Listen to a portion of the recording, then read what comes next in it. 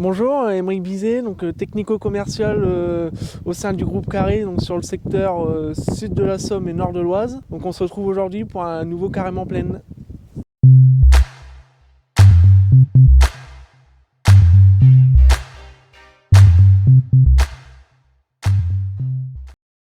Donc on se situe donc sur une parcelle de colza située à Anchy, donc à côté de la ville de Roye.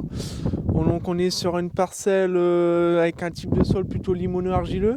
Donc la variété du colza, donc c'est du Decoy City, donc semé le 21 août. Suite à la préparation de sol, donc c'était donc 2 coups de néo-déchaumeur, suivi donc d'un semis au semoir à céréales. Donc sur la parcelle, donc il y a eu un désherbage post-semis prélevé, et ensuite donc avant l'hiver, il y a eu un herbicide à base de propyzamide pour la partie graminée. Et ensuite, il y a eu 2 insecticides réalisés à l'automne, un pour les petites altises et un pour les grosses altises. Donc à l'heure actuelle, l'agriculteur a fait donc un passage d'azote.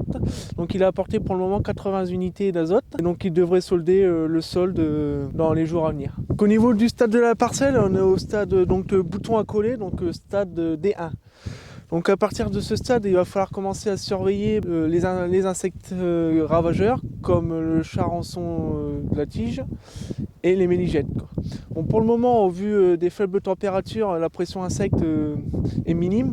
Mais la semaine prochaine, au vu des conditions météo qu'il annonce, du redoux, il va commencer à falloir surveiller sur principalement les charançons de la tige.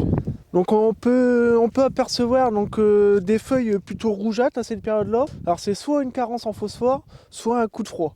Là ici, donc c'est un coup de froid, donc au lieu des faibles températures qu'on a, les gelées matinales. Donc ensuite on va parler donc de la nutrition du colza. Donc le colza a aussi des besoins en bore et en molybdène.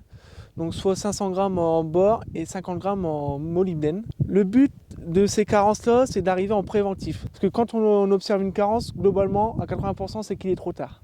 Donc le but, c'est d'anticiper la carence du colza. Les signes de cette carence, c'est des feuilles qui sont gaufrées et un pivot creux. Ce qu'on propose, nous, au groupe Carré, donc c'est du Nutri-BMO à 3 litres hectares. Donc là, à cette période-là, en reprise de végétation. Donc au niveau sanitaire de la parcelle, donc, on observe la présence de FOMA.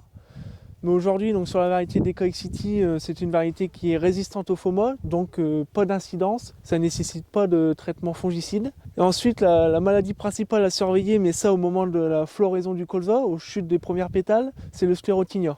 Donc j'espère avoir répondu à toutes vos questions. Si vous avez des questions, n'hésitez pas à contacter votre technicien habituel, et à bientôt dans un nouveau Carrément Plein.